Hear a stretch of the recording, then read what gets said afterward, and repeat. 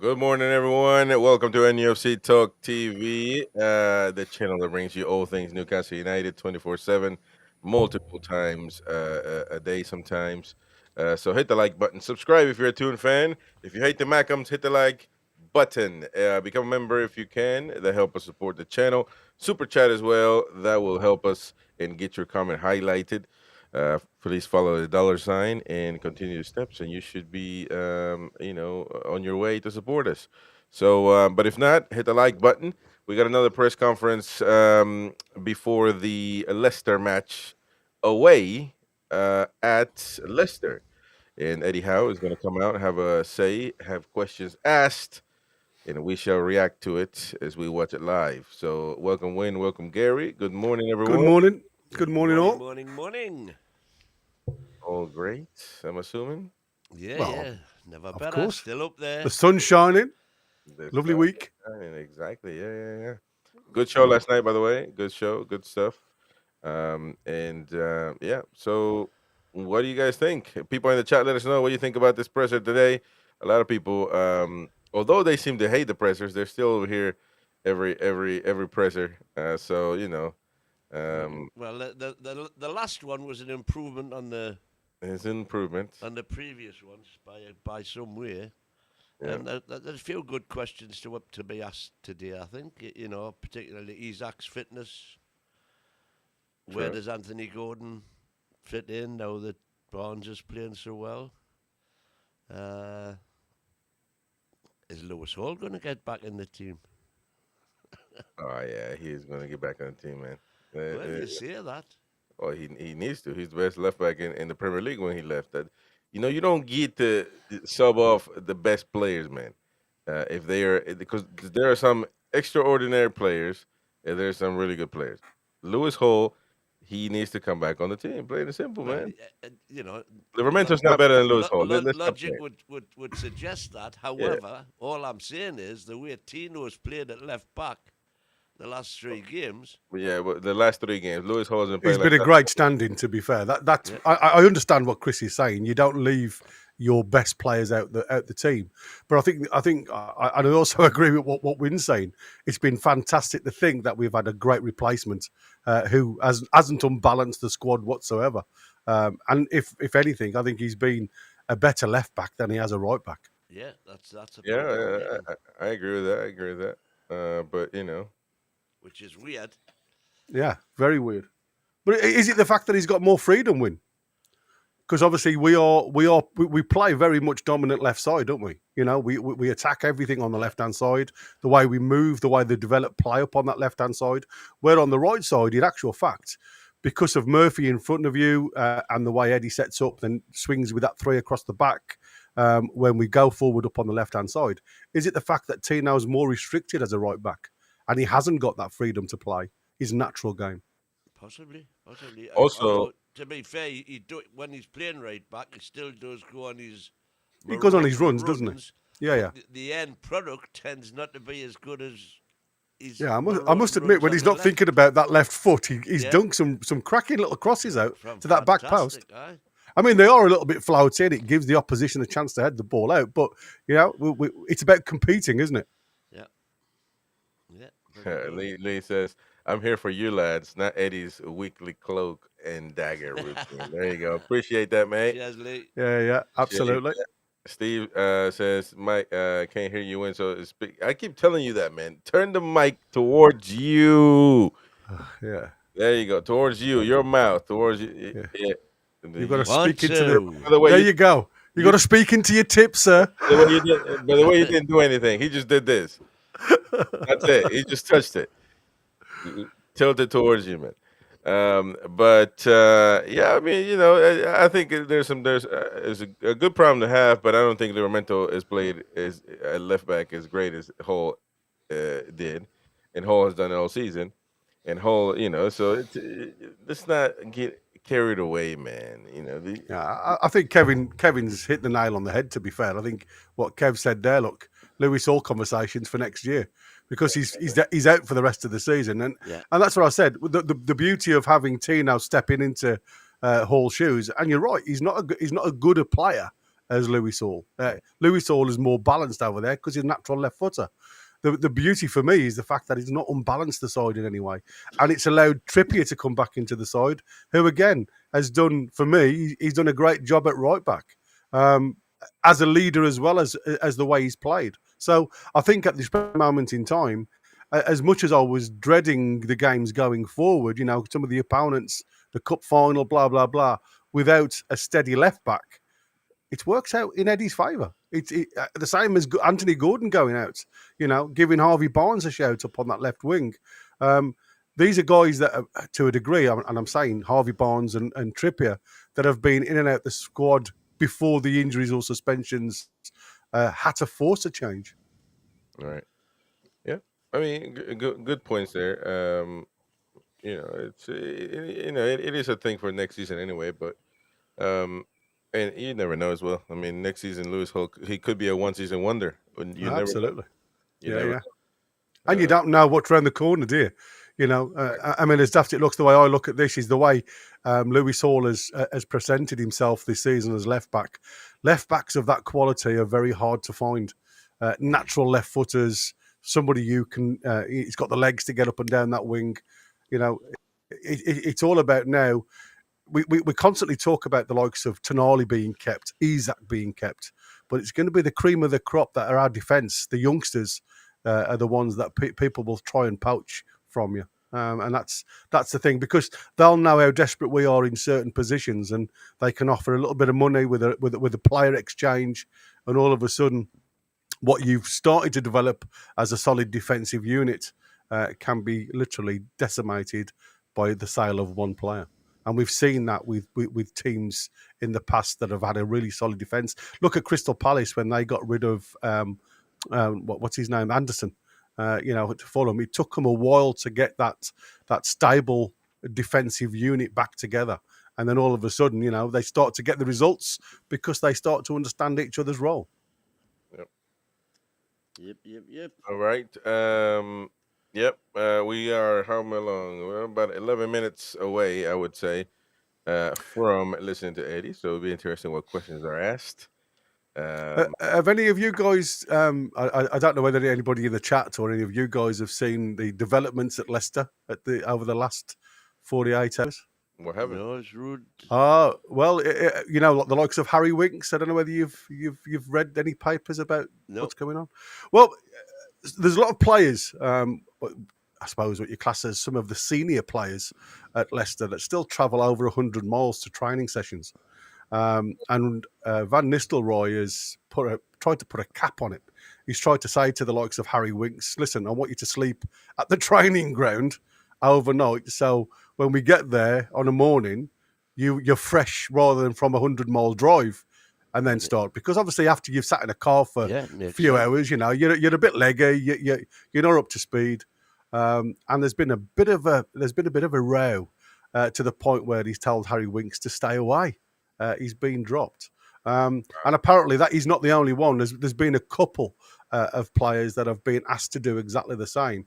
So Van Nistelrooy has upset the apple cart somewhat at Leicester. And there's a lot of players that aren't happy with his new regime of his training sessions, because he likes to get them started at like Eddie does. He's an early morning guy. He's a 10 o'clocker at the training ground and let's get going.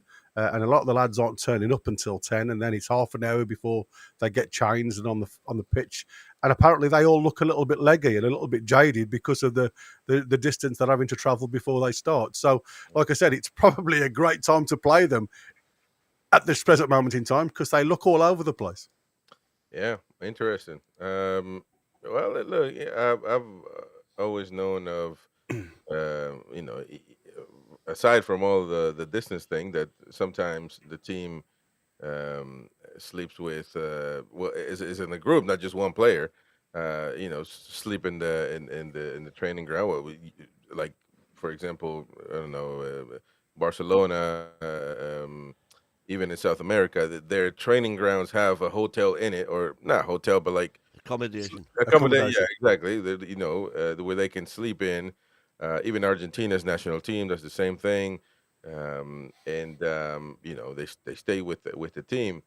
I'm assuming players don't like that often if you do it every time because they want to go see their families. But I wouldn't see that as a big deal if it's one night for the whole team. I Not think it's dead simple. You move closer. well, Well, that he's been there 2 years, and that's what I said. There's no excuse for that. I mean, yeah, I've just seen rugby analysts. You're absolutely right. He's got a newborn. I mean, it's not as if he's trying to find an excuse not to do it. The lad wants to stay home with his family, but he has been at the club for 2 seasons now, yeah, that's and you would think that he would look to live a little bit closer. Yeah. And you're absolutely right with.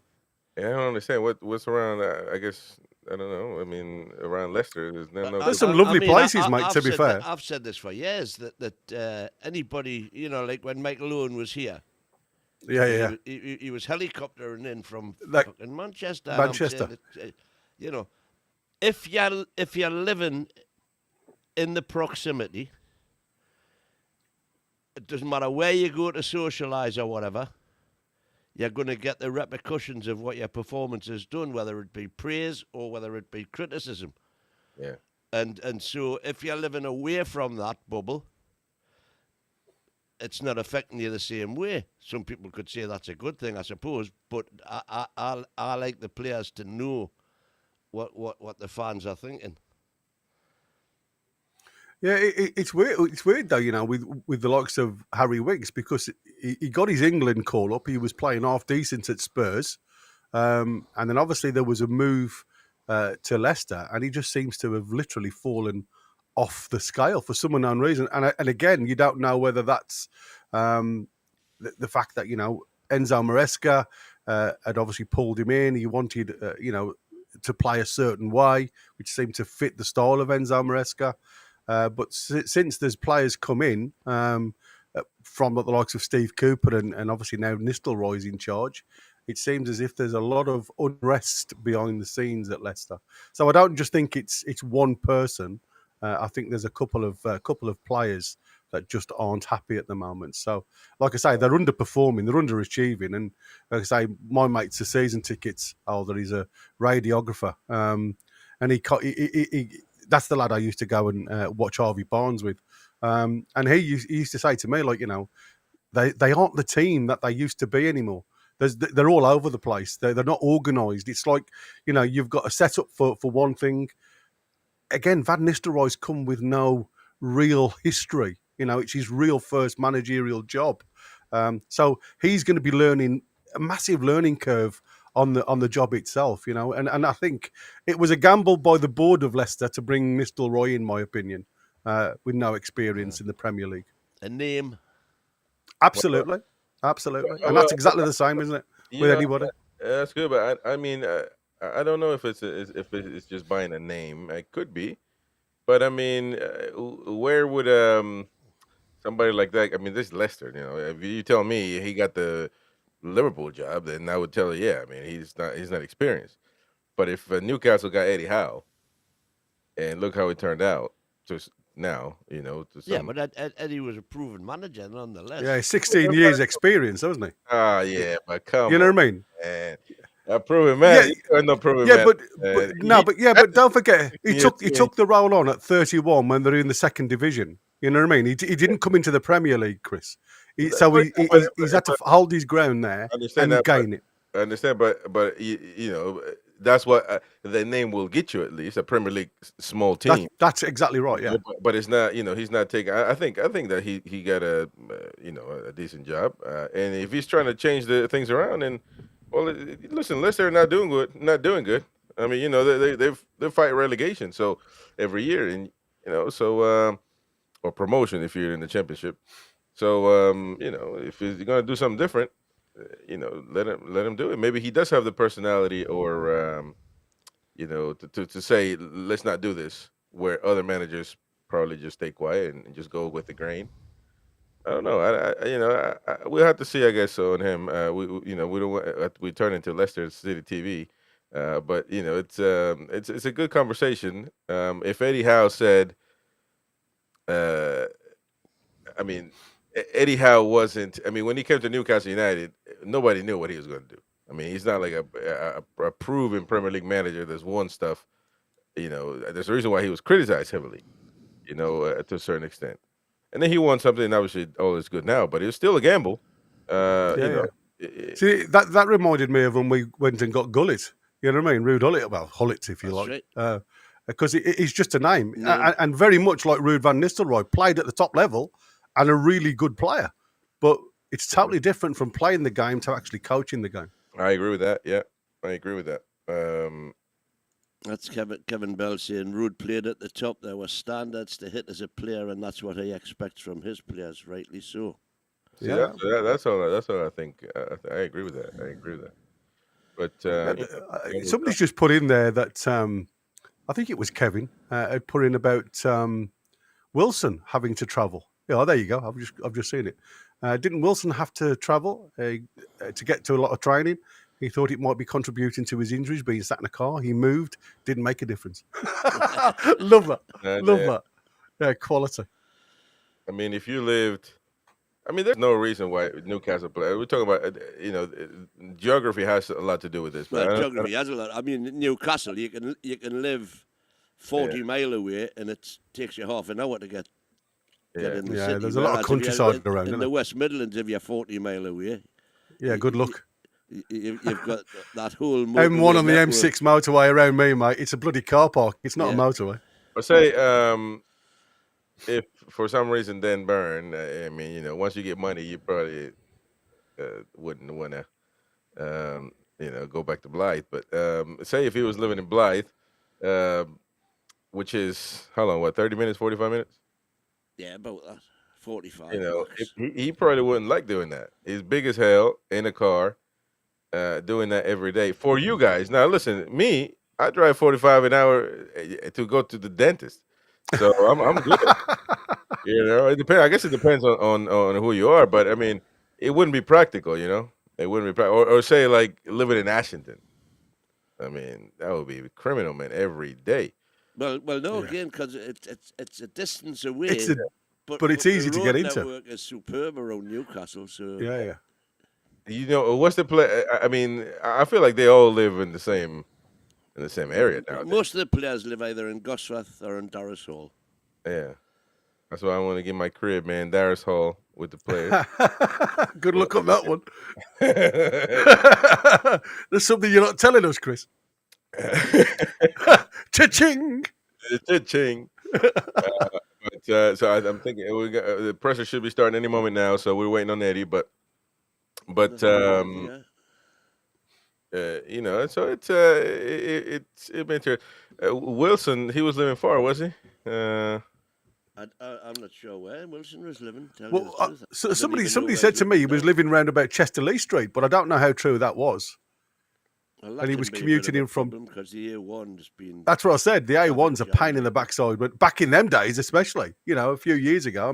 It has opened up a little bit now while they're doing all the refurb, but it's still a crap road to get into. Yeah.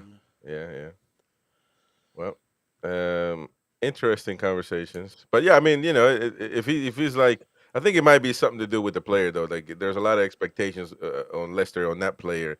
And all of that adds up, but it's not weird that a manager would say, we're going to stay at the compound overnight, or actually a lot of teams do it before game day, before game day.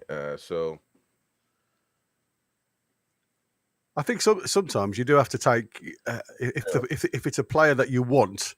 Sometimes you have to just bend a little bit to get him into your squad, don't you? Let him adjust and then make the move. All right, Eddie Howe, ladies and gents. We'll be back after the presser.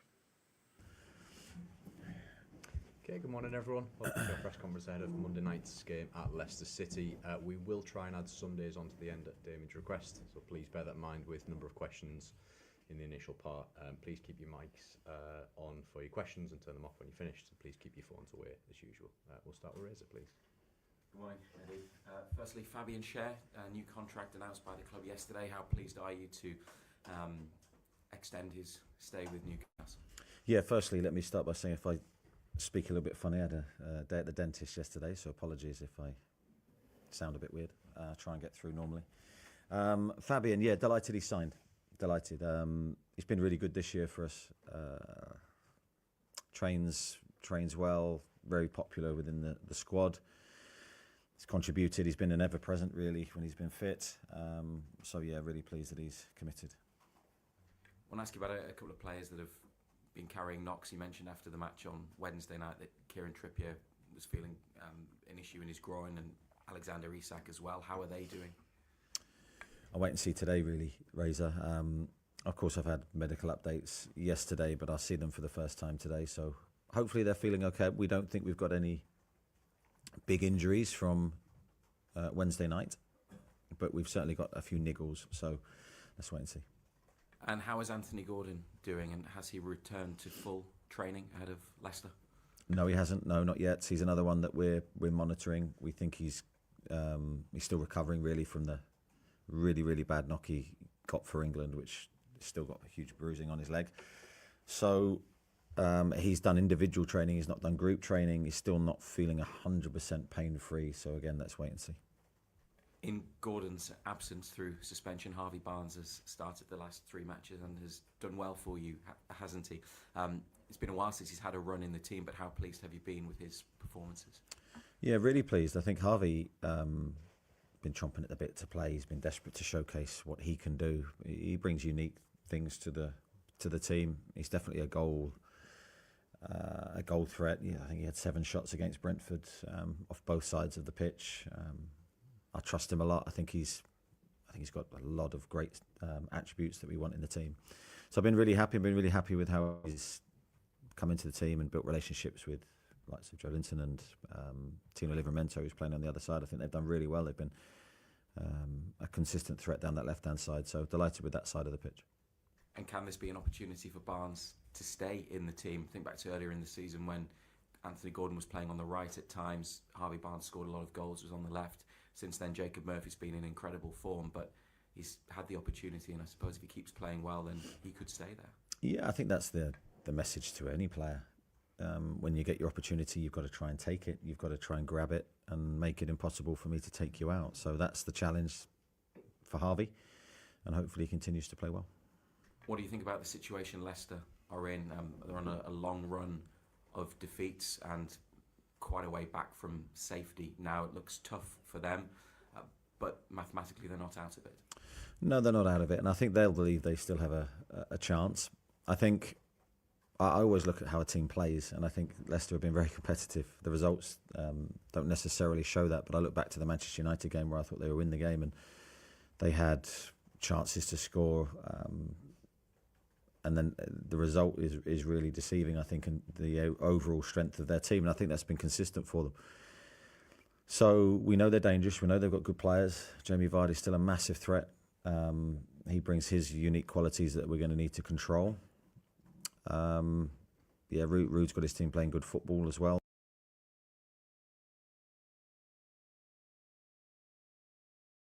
One from me, if you don't mind. Ange Postecoglou last night, unhappy at the amount of time it was taking for a VAR check and decision. As a fellow manager, do you understand that? How do you feel about the length of time it takes? Yeah, I think I was looking at it from the supporters' perspective, and I don't think you want VAR decisions to take that long. Generally, I think we want a quicker process. 6 minutes is too long. I didn't actually see the incident at the time, but yeah, that's far too long for me. And I feel for the supporters more than anybody. Andy? Come on, Eddie. Talk about the players' team news. No one likes dentist work. What's been the work? Are you okay? It's been quite a bit in there. Yeah, it's all good though. It's all good. Good. Sandro Tonali. Everyone, I think, was trying to wrap their heads around the maths, weren't they, the other night? 70% cross, 30% shot. Have you worked out the maths yet? And do your players need to be a little bit less honest? Because if he'd gone for it, could have been looking at a Puskas Award next year. Yeah, I didn't spend any time doing the maths. I was hoping that you'd have done it for me. Sandro's answered the question as he sees fit. I think, I don't know, I think there's always a bit of, when you're making decisions on the pitch, there's always lots of different thoughts going through your mind. He struck it, I think he's probably looking to hit it low and hard into the box and create a difficult moment for Brentford's defenders. So who's to, take the intent away from him? seriously speaking, on that midfield, I think all we did at the start of the season was talk about the midfield balance of that midfield three.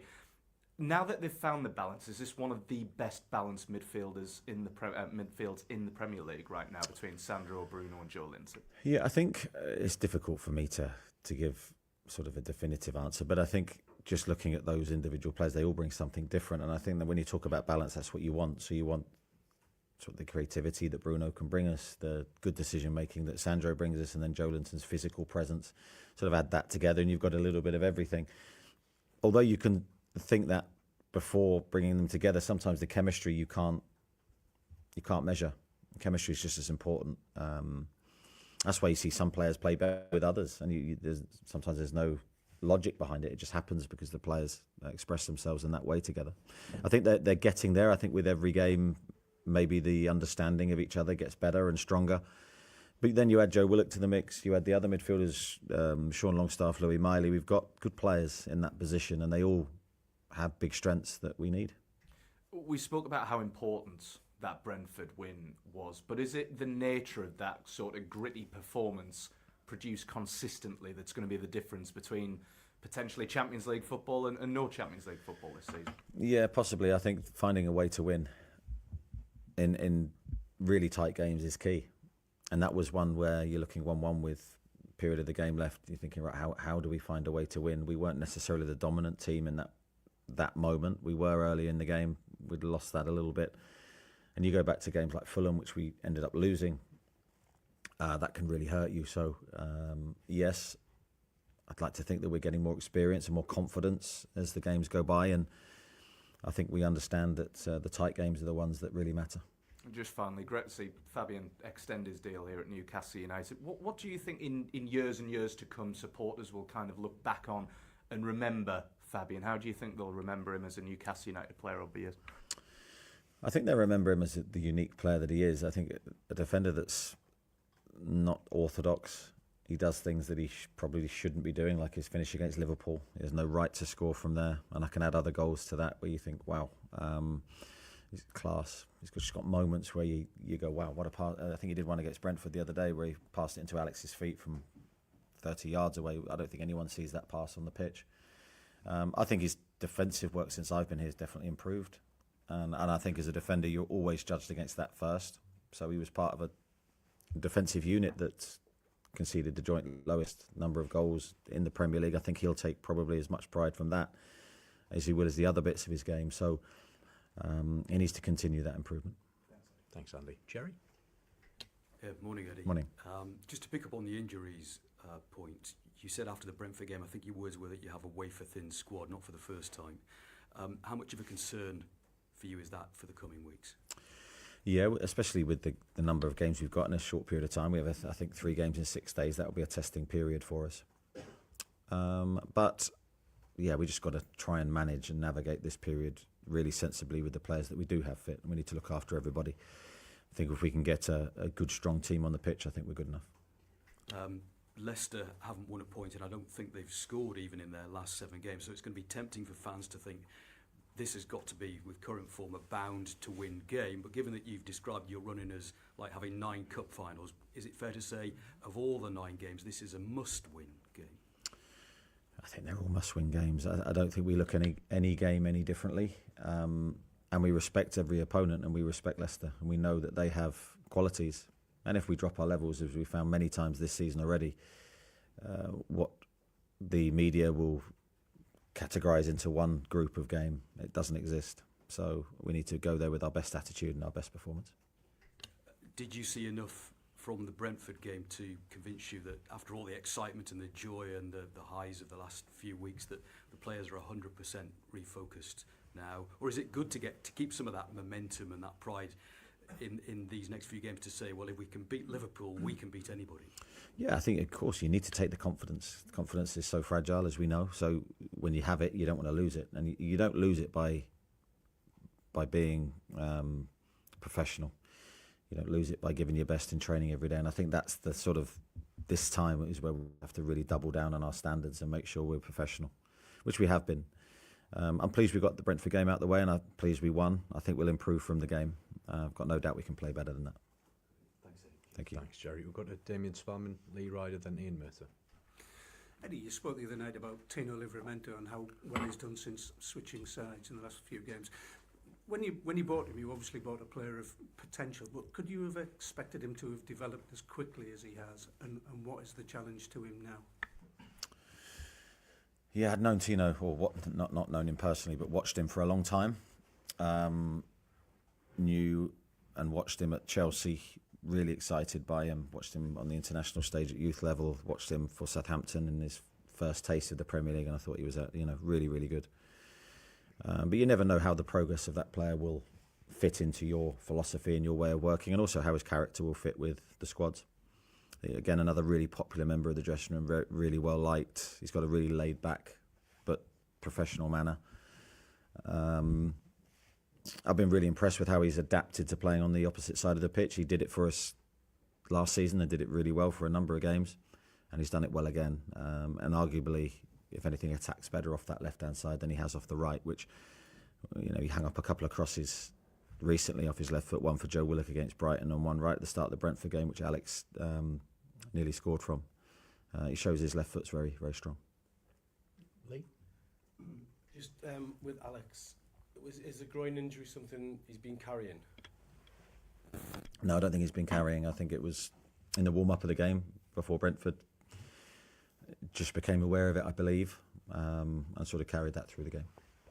And I'm just looking back on the international fixtures I was watching as he was playing full 90 minutes against Northern Ireland and 61 minutes against Luxembourg. Do you have any control over that? Do you have any sort of communication with Sweden on that one? No, we wouldn't have any control over that. If he's declared fit, the national team manager will have full rights to do what he wants with the player. But I think Sweden would recognise that we have to look after him. They would want to look after him. They want to keep him fit just as much as we do. Yeah, I just think it's one of those things. Alex felt good going into the game. There was no problems. And I think sometimes you just have to let the players play. Now, he felt something, but it wasn't enough to stop him. He felt he could play, wanted to play. Scored, so we're pleased with that. And now we've got to try and make sure he's fit for Leicester. Thanks, Lee. We'll go to Ian Mercer, Chris Waugh and Jordan Cronin. Good morning, Eddie. Jacob Murphy, yet another assistant on Wednesday night. He's always had good runs in his side under your management, but this season he's become almost a permanent fixture. Back in August, did you honestly see him playing this number of games? Yeah, I think Jacob's been excellent for me since I've been at the football club. I think he's always got that ability to affect games. He's always had that. He's a very, very good crosser of the ball, as we saw against Brentford. I mean, the ball he put in for Alex was pinpoint, and he's done that consistently. And those two players, albeit from longer range than a normal, really telepathic relationship. Of course, Murph's crossing the ball a lot of the time from wide. Alex seems to know where the ball's going to go. So, yeah, they've developed a really good relationship. But I think Murph's been excellent. I think he's been creative. He's defended really well as well for a wide player. He's very diligent.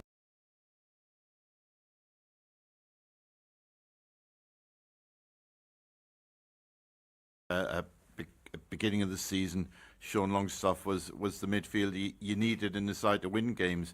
He's become something of a forgotten man, not with you obviously, but in the outside world. What is his role in the weeks ahead and his future in Newcastle?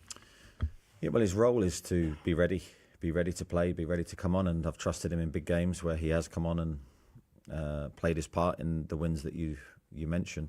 We're going to need the whole squad to help us in our league season. We've got 9 massive games to come. Everybody needs to be ready to play. I think his long-term future is slightly more unclear, but all I can say behind the scenes, Sean's been very, very good. He's been helping the group. He's been training to a really high level. Can't speak highly enough of him as a person. Thanks, Ian. Chris? Morning, Eddie. Last season, it was sort of well documented that away from home, the team had a lot of struggles. This year, I think you're 4th in the Premier League away table.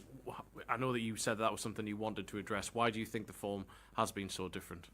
It's a difficult one to give absolute clarity on that. I do think we have a good counter-attacking team, and naturally, I think sometimes when you're away from home, you'll end up counter-attacking a little bit more. I think we've got good pace.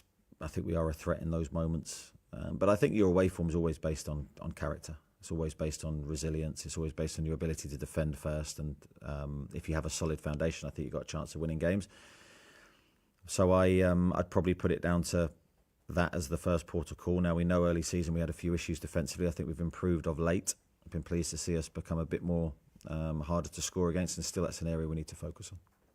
And just on that as well, Alexander Isak, of his 20 goals, 10 of them have been away from home as well. Sometimes you get it with strikers where they almost score more at home and maybe struggle away from home. How have you managed to really get him those goals away from home? How has he really improved that as well? Well, you're right. It's a great stat to have because you don't want to become home dominant. You don't want to be able to just perform in front of the Newcastle supporters, and with that positive feel, you've got to do it in every environment. I think how we've tried to do it is be consistent, so we don't change the way we play depending on whether we're home or away. We always tactically tweak things depending on who we're playing, but there's not a mindset shift when we're away from home. I don't believe in that. Okay, Jordan Cronin, Craig Hope and Martin Hardy. How is Joe Linton, and do you expect him to play through the little niggle injury that he's got? We hope so, yeah. He'd be another one in the category that's got a niggle. But knowing Joey, he'll probably say he's fine today and good to train. So we'll have to manage him and we'll have to look after him and, try and navigate the next few days. And has the last 3 games shown exactly why you want to keep Kieran Trippier at the football club, not just because of his leadership, but because he's still a very, very good footballer? Yeah, I think Kieran has been excellent in the last 2 games. And again, if you look at his direct opponents, I think he's done a really good job on them. I think he's shown that he can still defend, which is, as a defender, the first port of call. Can you defend well enough? And the resounding answer to that has been yes. It's unquestioned his ability on the ball. And we need to work better as a team to try and get him in the final third a little bit more, because his attacking play and his crossing is second to none as well. So really, really pleased with Kieran. It's been a very good return to the team. Thank you. Greg? Morning, Eddie. I appreciate this question comes at the time when we're discussing Alex potentially having a knock and being a doubt for Monday, but this idea that Alex continues to be injury prone to a degree, is that a myth? You actually look at the stats and there's only Bruno and Dan Burns started more Premier League games than him this season and they play every week. How have you got him to that point where he's able to score 20 goals in consecutive seasons? And is that nonsense now, this idea that he does have an issue with injuries? Yeah, I'd say, from speaking on my behalf, as a very injury prone player, you should look at my record. That's an injury prone player. Alex certainly isn't. He's had issues, I think, with a groin problem that tends to rear its head now and then. It came to the fore just before we played Liverpool, but with rest he was fine and he was good to go and played really well in the cup final. And for whatever reason, it just resurfaced before Brentford. But I think it's a minor, very minor problem that will go away quite quickly.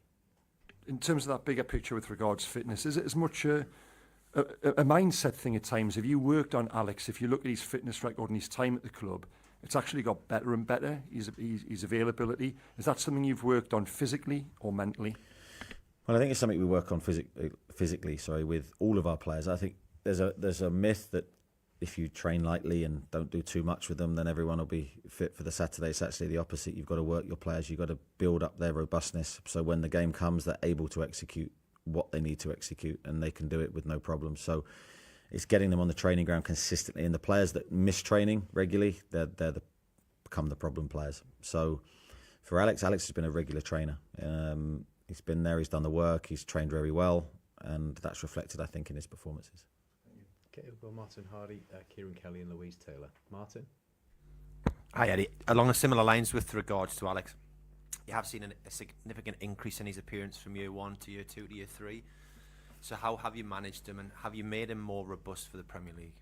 Well, we've tried to. I think he's very professional. I have to say that regarding Alex. He has I won't say his own physio, but he has a physio that he uses in conjunction with the football club that he'll fly in and fly out. But we certainly back that. We've got good relationships with the people that try and look after him. And of course, we have our own staff, and he's got several staff members who he's very close with. It's about building those relationships and that trust so that he knows that we're doing the right work for him and his body. And then, of course, Alex has to be professional himself in the times where we don't see him. He has to look after himself and dedicate himself for football. It's the only way he's going to get to the absolute top and maximise his career. And does he have a different kind of physique for a number 9? And is that what you have to kind of work with him? Yeah, everything has to be individualised for him, because he's not the same as, say, for example, Callum Wilson or Will Asula. They're very different physical profiles, so the work you do with them has to match that profile. So yeah, we do that with all our players. We try and individualise everything, give them individually what they need for their own benefit. And how much more is there still to come from Alex? In what sense? Physically? Sorry, as a player? As a player? No, there's loads more to come.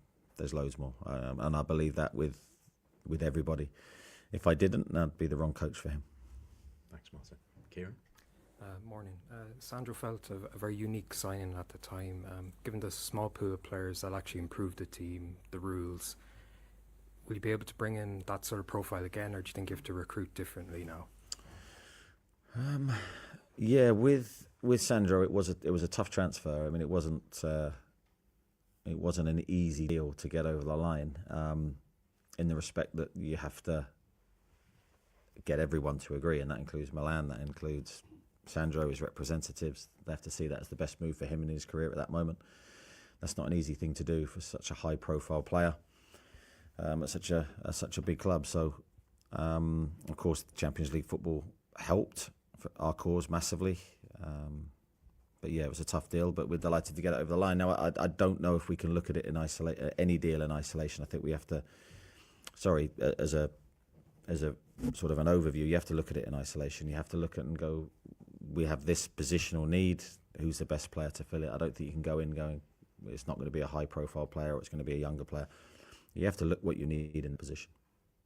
And given how stressful last summer was with the relationships now in place, do you feel you're in a better position to attack that window maybe? Well, I'd like to think we're in a better position regarding PSR, and I think that's the key thing. Last summer, we knew from the outset it was going to be very, very difficult, and it turned out to be that way. So hopefully this season, or this summer, sorry, has a totally different view. Thanks, Kieran. Go to Louise, and then we'll finish with Dominic Skirt. Hi, Eddie. There was, talking of Kieran Trippier, who's obviously been playing so fantastically well, there was, just over a year ago, there was that bid from Bayern Munich. There was obviously serious interest. And with the PSR situation, there was perhaps an argument that it was tempting to sell him at that stage in his career, in his life. Did you have to fight very hard to keep him? And so do you feel vindicated now? I think there's misleading things regarding PSR, because every deal you can look at on paper, but the actual PSR effect is totally different once you've gone through the whole detail of what it means. So I don't think there's any big PSR benefit from selling Kieran, and I think that does factor into a lot of our decision making. Just purely from a football perspective, there's no way I wanted to lose him. He was too important, and he remains too important on various levels. We need his experience, his winning mentality, and his quality on the pitch.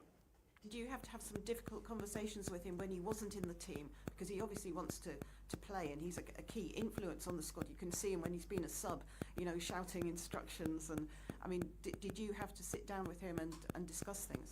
I think I always communicate with the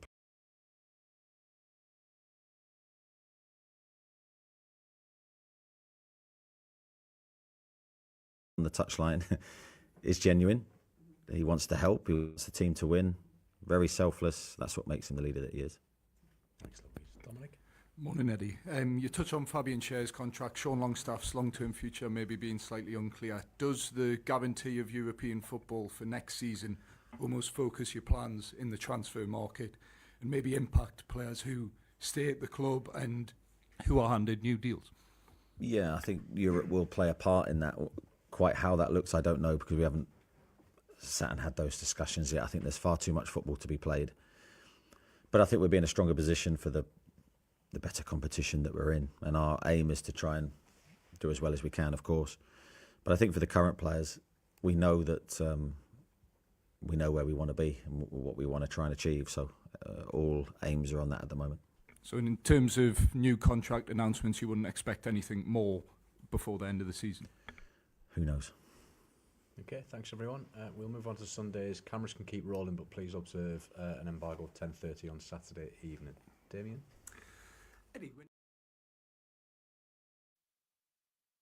All right, so they're gonna do something else there.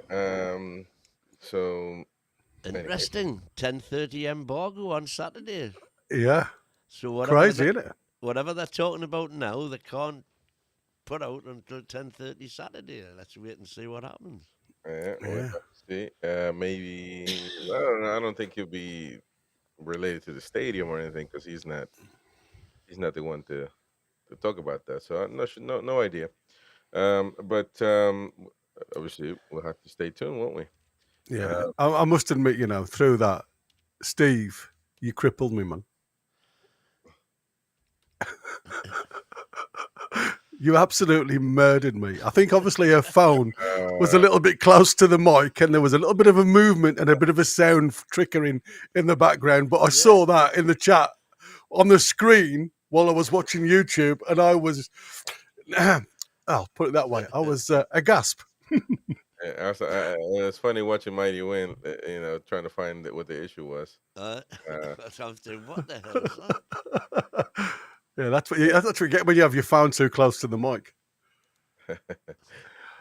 But yeah, so interesting presser. It's. I tell you the pulling point of the presser, well, for me, was the chemistry between the three midfielders. I think he said they all bring different things. He says, but to try and find the chemistry and the balance, and even now, you're still thinking the amount of times these three have played together now. We're coming towards the finale of the season, and they're still 800% yet. So you imagine what's to come if they do click. Well, I tell you, one thing is he finally, I think, let go of Sean Longstaff because he was murderous about his situation. When he said his future is uncertain. Certainly uncertain, or whatever he said, man. That he would have never said that. He would have never said that in the past. No, but he did say his attitude in the training ground is fantastic. Well, if he didn't say that, then we have an issue. Yeah, I'm going to say we've got unrest in the camp, haven't we? Yeah. But he also did a 180 on that, didn't he? Because he says at the end of the day, it does. We're in a situation where if we get Champions League, homegrown players make a massive difference to the squad you can put forward. So I think it depends on where we finish. Yeah, but I don't think Sean is really too much of the future, part of the future for Newcastle. But I mean, I think that's plain. So it is what it is. And there are other players that could be in that list as well. That are in that list. I was going to say there's a few on that list. It's not the only one. So it is what it is. Life moves on. But interesting stuff. I talk about Isak and his injury. I knew he answered as in agreement with me. And when we'll say, well, what's he supposed to say? I don't believe that Isak is injury prone. I just think just things happen. Injury prone. Callum Wilson's injury prone. Somebody you cannot depend on. You can depend on Isak, to have a great season and to score goals. He gets hurt every now and then, just like he's the only striker, by the way, that we don't have a backup for him. No, exactly. So he's the only one playing every game. But is that a situation that we find ourselves in? I mean, you heard Eddie Howe say there, it was in the warm up of the Brentford game. I thought it was during the game that he started to feel his groin, and obviously this groin issue has been with him now for some time. And he's still having some issues with it. But it's not enough to actually keep him out of the squad. Now, again, it's about attitude of the player. There's some players that would have said, you know what, I'm injured, Gaffer, I'm not playing. You know what I mean? I tell you now, there's players out there that just say, I can feel something, I'm not comfortable, so I'm not going to risk it. That's his attitude. He wants to play, and you can see that. And there's been times where he's been pulled off the field and he's absolutely angry at Eddie Howe's decision to pull him off the field because he just wants to play football. And that, to me, is the type of player that you want in the squad. But I do think because of our limitations up top with what we've got now, Eddie Howe is more or less forced the hand to play him, even though he's not 100%. Win, stop breathing into the mic, man. Yeah, exactly, man. We can hear it. You'll make your mind up. Any minute now, like I thought my frock was going to blow up. There was that much wind coming through. Yeah, he's a make your mind up. Use common sense, man. If you're not talking, step back.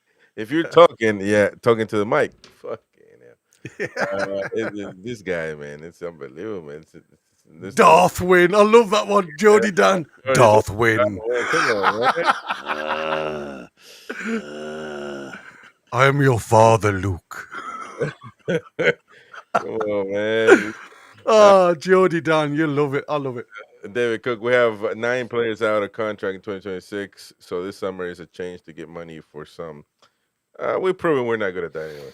Now, let's be fair. We've proven we're not good at selling. We're not good at profiting for players. We don't do that. That was before the Mitchell. You know what I mean? Mitchell did state that, didn't we? We've got to stop being a club to give players away. Exactly. We've got to start becoming a selling club. And to be fair, I don't want to be a selling club in the sense of the Ashley era, but we are not good at getting rid of dead weight, if you will, for lack of a better word, and that's kind of but also we don't have a replacement for that dead weight, so it's but we'll see what happens in the summer. Certainly, Mr. Mitchell will be put to test once again. And he has to deliver. Even Eddie Howe saying now that we should be in a better PSR situation. So to do better as far as transfers is concerned. And we'll have to wait. We'll have to wait and see. Yeah. What else? I think it's like I say, for me, it's a case of, the summer's there's gonna be change. We know that. According to the transfer verdict now on Umbuemo, it's 100 million is what Brentford are looking for. Now, we were talking yesterday about the types of players that can come in. 70 plus million now is what you've got to aim for to get the named players that are playing well into the club at this present moment in time. You have to look far and between now to try and find these hidden gems.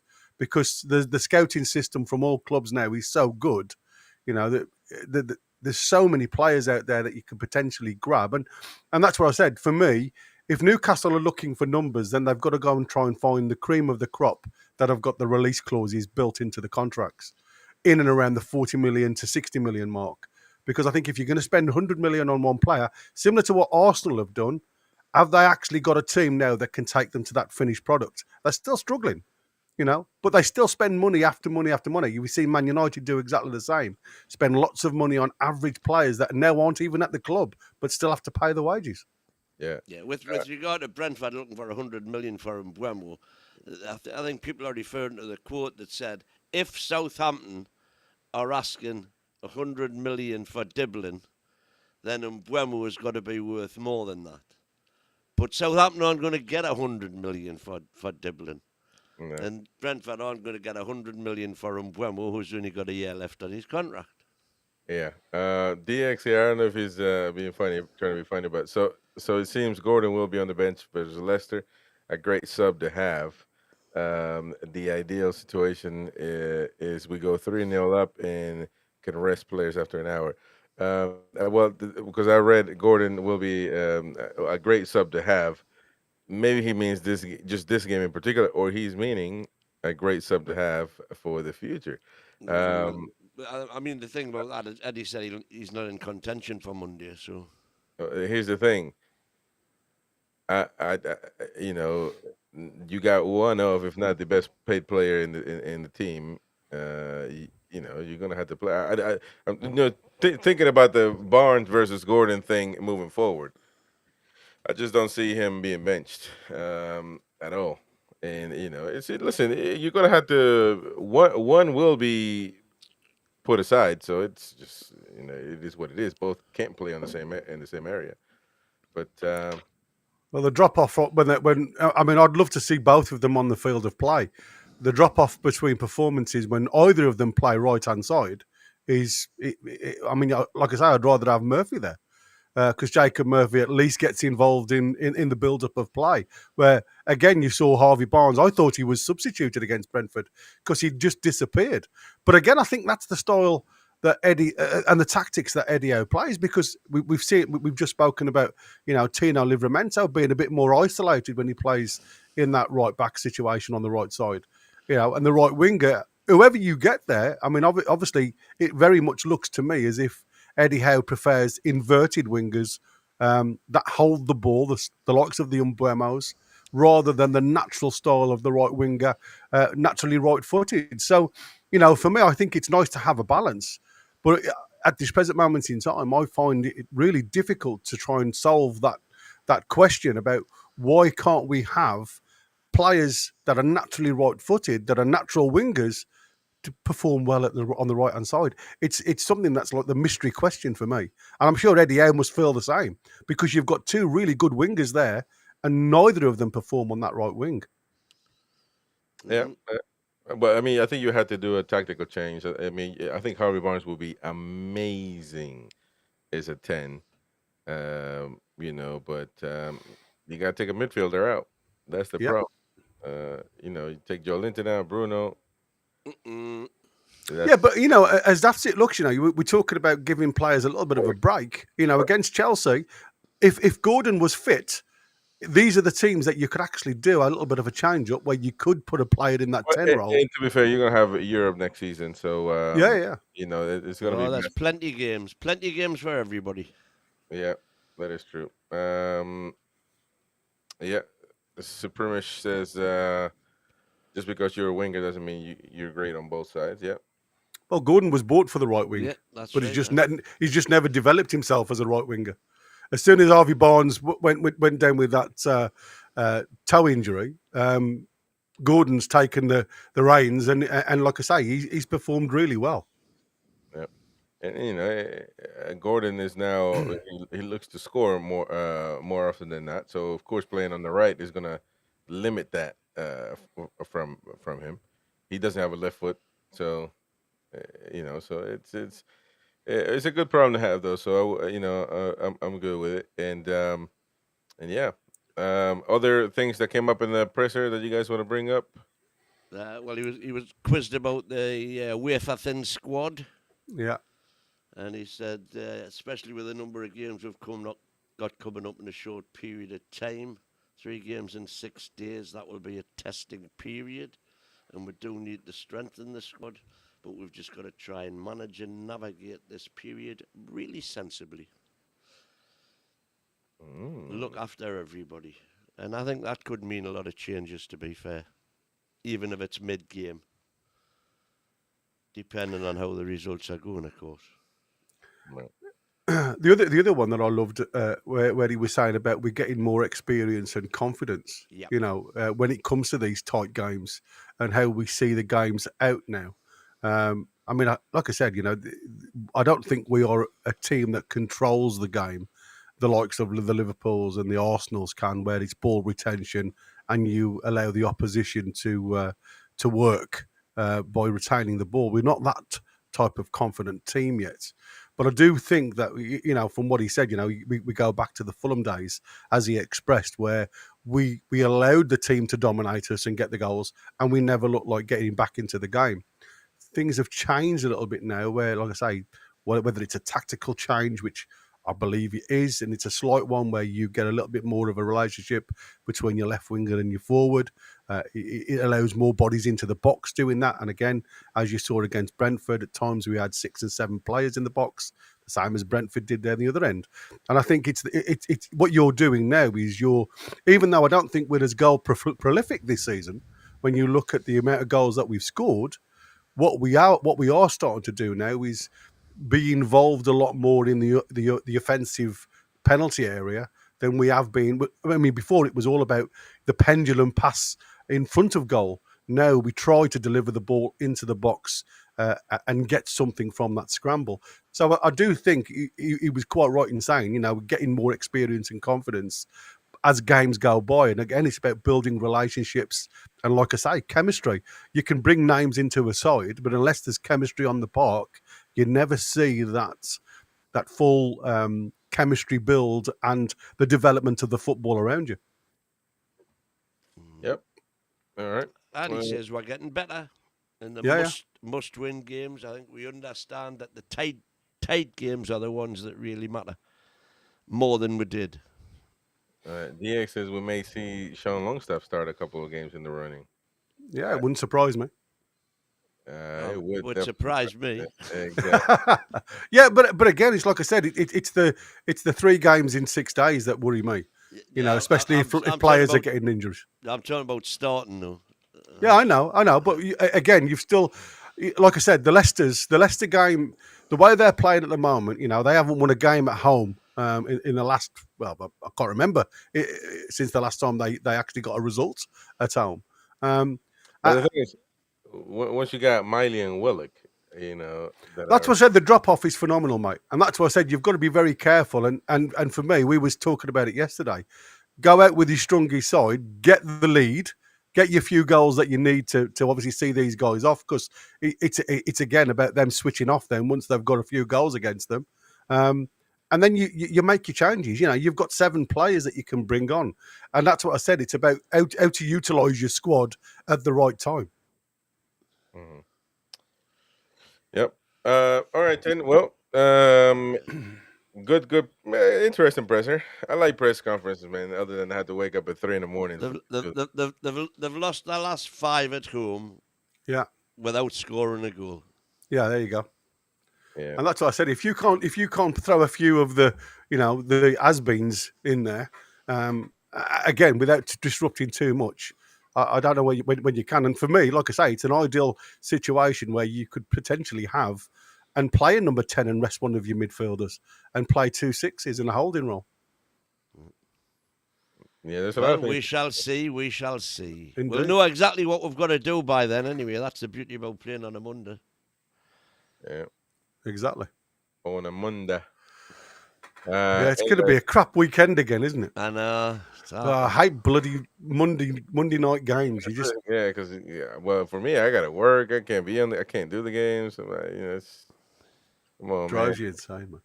Bring the game back. Well, actually, now we're going to play Sundays next season, man. For the most part, that's not going to be good, man. No. For me at least, I don't like Sundays anyway. You know, it feels like so long, and then I can't. I don't like Mondays. There's a Said the song boot there town somewhere. rats. Yeah, exactly. Yeah, I think Saturday should be the standard game for Newcastle, but with all the money that's being bought in from TV rights now, mate, you can't afford not to get it when the chance is there, because it's just revenue in the coffers, isn't it? Well, because the Conference League is going to be Thursday, so you're knackered. Yeah, you're knackered now, mate. If you don't get Champions League, you know most of our games are going to be Sunday, Monday. Yeah, that's right.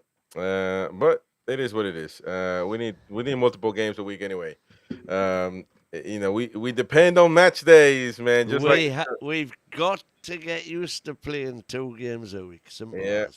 You know, we're like the Newcastle businesses. If we want to be in amongst the big boys, that's what we've got to be able to do. DX 5 wins, 9 games. That's what's needed now. 5 wins in 9 games. Not according to Win. He wants all 9. Yeah, exactly. indeed. By the way, the double's still on. The double's still on. The preview will be tomorrow at 2 p.m. For the full preview analysis and graphics and all that stuff for the Leicester match on Saturday at 2 p.m.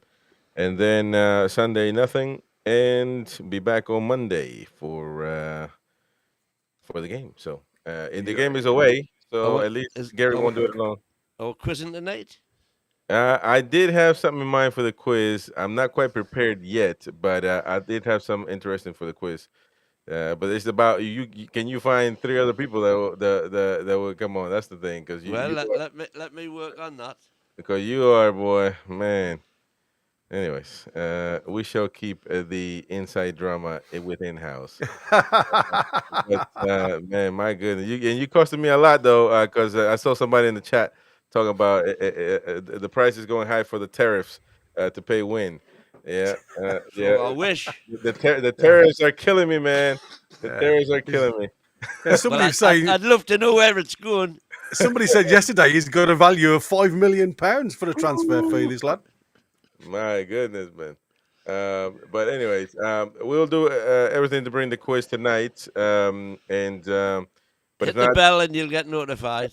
tomorrow, 2 p.m. for the preview. So thank you so much for your support. Hit the like button. The highlights of the presser should be coming up pretty soon.